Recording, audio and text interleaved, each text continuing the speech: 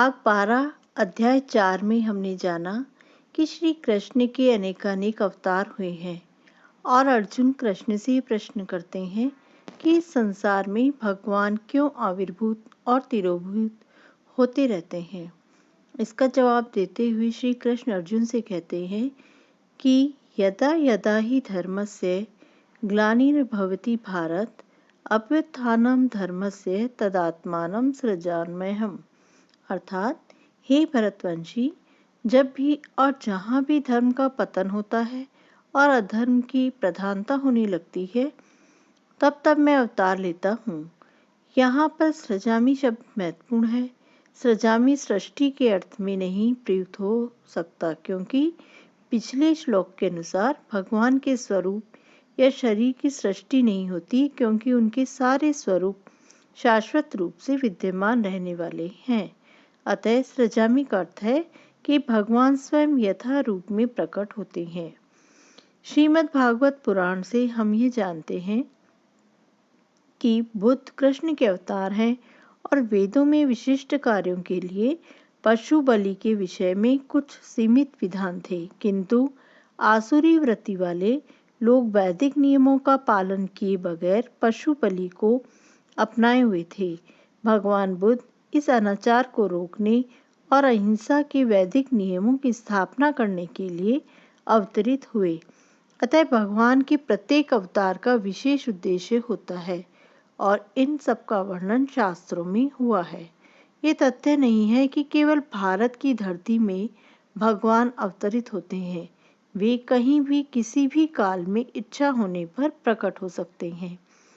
आगे श्री कृष्ण अर्जुन से कहते हैं कि भक्तों का उद्धार करने, दुष्टों का विनाश करने और धर्म की फिर से स्थापना करने के लिए मैं हर युग में प्रकट होता हूँ।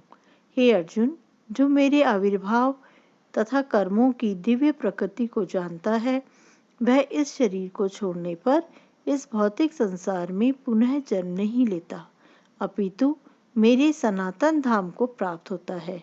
अर्थात जो मनुष्य भगवान के आविर्भाव के सत्य को समझ लेता है, वह इस भव बंधन से मुक्त हो जाता है और इस शरीर को छोड़ते ही वह तुरंत भगवान के धाम को लौट जाता है।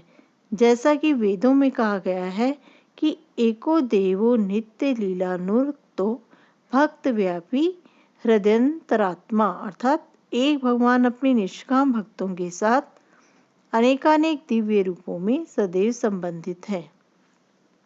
श्री कृष्ण आगे कहते हैं कि आसक्ति, भय और क्रोध से मुक्त होकर मुझ में पूर्णतः तन्मय होकर और मेरी शरण में आकर बहुत से व्यक्ति भूतकाल में मेरे ज्ञान को पवित्र हो चुके हैं। अतः इस प्रकार से इन सब में मेरे प्रति दिव्य प्रेम को प्राप्त किया। श्री कृष्ण के अनुसार जिस भाव से सारे लोग मेरी शरण ग्रहण करते हैं, उसी के अनुरूप मैं उन्हें फल देता हूँ। हे पार्थ, प्रत्येक व्यक्ति सभी प्रकार से मेरे पथ का अनुगमन करता है। इस जगत में देवताओं के विषय में भ्रांत धारणा है और कुछ मनुष्य इन देवताओं को परमेश्वर के विभिन्न रूप मान बैठते हैं, लेकिन ये देवता ईश्वर के विभिन्न रूप नहीं होते, किंतु वे ईश्वर के विभिन्न अंश होते हैं। ईश्वर तो एक है, किंतु उनके अंश अनेक हैं। ईश्वर है, परम है, कृष्ण है, अर्थात कृष्ण ही एकमात्र परमेश्वर है और सभी देवताओं को इस भौतिक जगत का प्रबंध करने के लिए शक्तियां प्राप्त हैं। ये देवता जीवात्माएं हैं जिन्हें विभिन्न मात्रा में भौतिक शक्ति प्राप्त है। वे कभी परमेश्वर, नारायण, विष्णु या कृष्ण के तुल्य नहीं हो सकते। जो व्यक्ति ईश्वर तथा देवताओं को एक स्तर का समझता है, वह नास्तिक कहलाता है। यहाँ ब्रह्मा और शिवजी भी, बड़े बड़े देवता भी परमेश्वर की समता नहीं कर सकते, क्योंकि वास्तव में ब्रह्मा और शिवजी भी ईश्वर की पूजा करते हैं।